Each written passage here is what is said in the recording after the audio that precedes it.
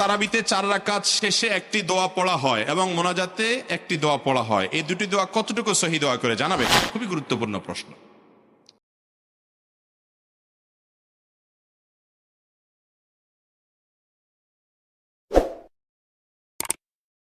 ভাইরা আমার, তারাবিহ যেটাকে আমরা বলি, এটা তারবিহাতুনের বহু বচন।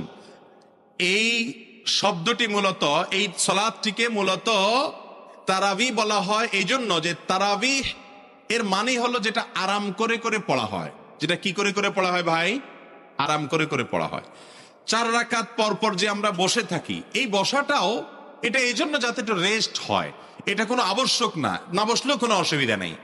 তো এই যে 4 রাকাত পর পর দোয়া আমরা পড়ি সুবহানাজিল মুলকে ওয়াল মালাকুতে, এবং শেষ পর্যন্ত পুরা দোয়া আমার জানাও নাই আসলে, এই দোয়া কোনো হাদিসে বর্ণিত নাই।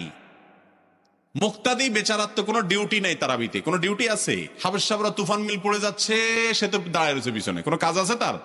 পুরো নামাজ বলতে গেলে সে রেস্টই করতেছে একরকম, কোনো কাজ নাই তো, শুনতেছে শুধু, তাই না? মুখ দিয়ে ফেনা ছুটতেছে তো হাফেজ সাহেবের, মুক্তাদি সাহেবরা তো সব চুপচাপ। সালাম ফেরানোর পর 4 রাকাত পরে সালামটা ফিরাইতে না ফিরাইতে সবাই মিলে তালে তালে সুবহানাজিল মুলকে দিলেন টান। তো এতক্ষণ তো বেচারা রেস্টই ছিল, এখন না বরং কষ্ট হইলো, ঠিক না ভাই? ঠিক। তাহলে এই বসাটা যে রেস্টের জন্য, রেস্ট হলো কোত্থেকে? আর খোলাসা কথা হলো, 4 রাকাত পরে যে দোয়া পড়ি আমরা, এই দোয়া কোনো হাদিসে বর্ণিত বা এই টাইমে পড়ার জন্য কোনো নির্দেশিত বিষয় নয়। ইসলামে কোনো কিছু কোরআন হাদিস যদি না থাকে, নিজেরা যদি সেটাকে ইবাদত বানিয়ে নেই, কোরআন হাদিসের ফরম্যাটের মতো করে নেই, তাহলে সেটার কারণে সব না হয়ে বরং গুনাহ হওয়ার শঙ্কা আছে। এই জন্য সাবধান থাকতে হবে।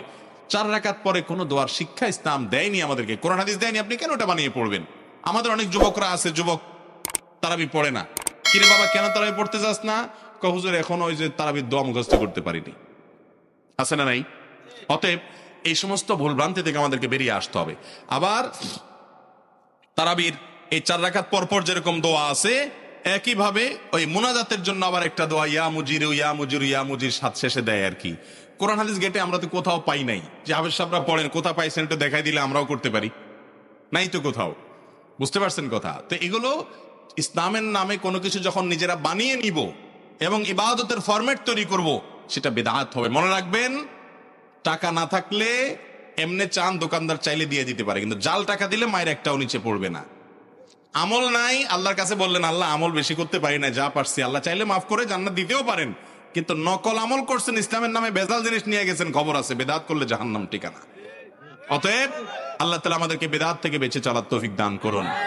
আপনি বলবেন বাপদাদা 14 গোষ্ঠী করে আসছে, এখন আবার নতুন নতুন কথা শুনি। আমি বলবো বাপদাদা তো হাল চড়ছে, আপনি কেন বিদেশ গেছেন? দুনিয়াটা তো ভালো বুঝেন যে বাপদাদা হয়তো একটা কিছু করতে পারেন নাই, আল্লাহ ওনাদের যতটুকু তৌফিক দিয়েছেন ততটুকু করছেন, আল্লাহ হয়তো সেটাই কবুল করবেন। কিন্তু আমাদেরকে আল্লাহ তৌফিক দিয়েছেন, আমরা সঠিকটা জানতে পারছি। অতএব ভুলটা আমাদেরকে অবশ্যই ছাড়তে। আমাদের বাপদাদারা বেশিরভাগ ভালো কাজ করছেন আলহামদুলিল্লাহ, 2-4টা মানুষ হিসেবে তাদের ভুল হয়েছে, আমাদেরও ভুল হচ্ছে কিছু, হয়তো আমাদের পরবর্তী প্রজন্ম ছেলেমেয়েরা এসে ধরবে যে আমাদের অমুক হুজুরে অমুক বাপে এটা ভুল বলে গেছে। যদি ধরে কোরআন হাদিসের আলোকে ভুল প্রমাণ হয়, তাহলে আমাদেরটাও বাদ দিবেন, যেটা সঠিক কোরআন হাদিসের আলোকে গ্রহণ করবেন। মুসলমান কখনো অন্ধবিশ্বাসী হবে না। দলিল কোরআন হাদিসের দলিলের বাইরে গিয়ে বাপদাদার 14 গোষ্ঠী করে আসছে, ওই অজুহাত দিয়া মুসলমান কখনো ভুলভাল কিছু করতে পারে। মক্কার মুশরিকরা এই কথা বলতো, যখনই আমাদের নবীজি তাদেরকে বলতো একত্ববাদে আসো, তাওহীদে আসো, তারা বলতো যে আমরা আমাদের বাপদাদাকে যে অবস্থা দেখেছি, মাল ফাইনা আলাইহি আবা আনা, আমরা সেটা ধরে রাখবো। এটা কোনো ভালো কথা না। বাপদাদা যদি ভালো কিছু রেখে যান, সেটা ধরে রাখতে হবে। একটা কথা বলি, আমাদের বাপদাদারা এই বাংলাদেশের প্রতিটি গ্রামের কিছু সৌন্দর্য ছিল, সেগুলো আমরা ধরে রাখি নাই। ওই বেদাতগুলা ভুলভালগুলো ধরে রাখছেন, ভালোগুলো সব ছেড়ে দিছেন। বাপদাদার মধ্যে অনেক ভালো জিনিস ছিল কি ছিল না? আমাদের বাপদাদারা তাদের বাপদাদাদেরকে, মুরব্বীদেরকে সম্মান করতো কি করতো না? আজকাল যুবক পোলাপানের মধ্যে আছে এগুলা? তো বাপদাদার যেগুলো ভালো ছিল সেগুলো সব ছেড়ে দিছেন, ঠিক না ভাই? ঠিক। আমাদের বাপদাদারা তাদের বাপদাদার দিকে, মুখের দিকে তাকায় কথা বলার সাহস পাইতো, কি পরিমাণ সম্মান করত। বয়সে বুড়া হয়ে গেছে, এরপরে যদি মা জুতা দিয়ে পিঠে নিচের দিকে তাকায় থাকতো। আর এখন 4 বছরের বাচ্চাকে একটা ধমক দিলে এমনি করে তাকা, ঘাড় মোটা করে, ঠিক না ভাই? ঠিক। বাংলাদেশে মানুষের কিছু সামাজিক সৌন্দর্য ছিল, সেগুলো হারিয়ে গেছে ভাইরা আমার, নষ্ট হয়ে গেছে আমাদের যুব সমাজ।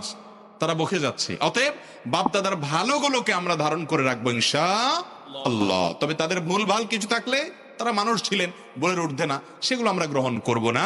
অতএব তারাবির 4 রাকাত পর পরের দোয়া, তারাবির শেষে মোনাজাতের দোয়া, এগুলো কোনোটাই কোরআন বা হাদিসের কোনো নির্দেশ নয়।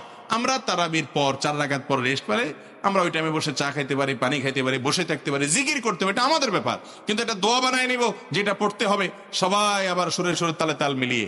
শরীয়তে কোনো ইবাদতের মধ্যে নিজের মন গড়া কোনো পদ্ধতি ঢুকানো জায়েজ নাই, অতএব এটা করবো না আমরা।